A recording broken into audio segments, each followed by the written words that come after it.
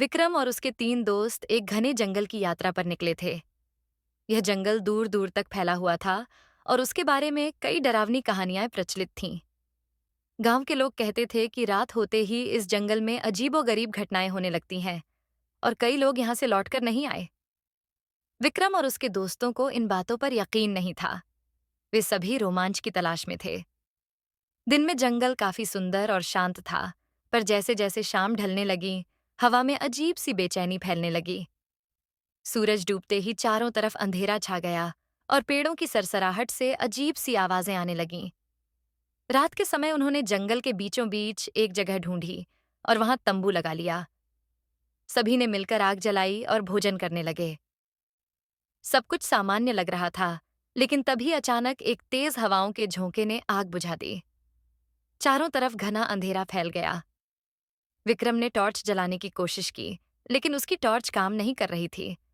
तभी उन्हें दूर से किसी के रोने की आवाज सुनाई दी। सभी दोस्तों ने एक दूसरे की तरफ देखा और घबरा गए।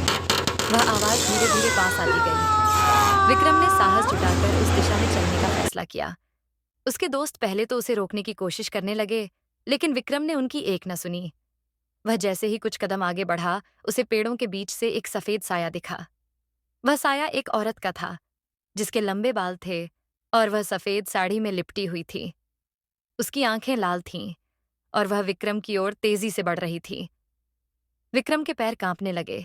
उसने पीछे मुड़कर भागने की कोशिश की, लेकिन तभी औरत की आवाज उसके कानों में गूंजने लगी। यह जंगल तुम्हारे लिए नहीं है, यहां से चले जाओ, नहीं तो अंजाम बुरा होगा। विक्रम की आवाज गले में अटक गई। दोस्त भी अब डर से चिल्लाने लगे थे। किसी तरह वह और उसके दोस्त तंबू छोड़कर भागे, लेकिन उस जंगल में उन्हें हर दिशा में वही साया दिखने लगा। पेड़ों के पीछे से लाल आंखें उन्हें घूर रही थीं। जैसे तैसे वे सभी रात भर भागते रहे और आखिरकार सुबह होते होते जंगल से बाहर निकलने में सफल हुए।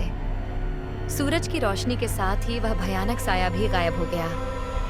उस दिन के बाद विक्रम और उसके दोस्तों ने कसम खाई कि वे फिर कभी उस जंगल की ओर नहीं जाएंगे। गांव वालों की बातें अब उन्हें सच लगने लगीं और वे समझ गए कि उस जंगल में कोई अनजानी शक्ति थी, जो वहां अजनबियों को बर्दाश्त नहीं करती थी। अगर आपको और कोई कहानी चाहिए या किसी विशेष प्रकार का रोमांच पसंद हो, तो बताइए।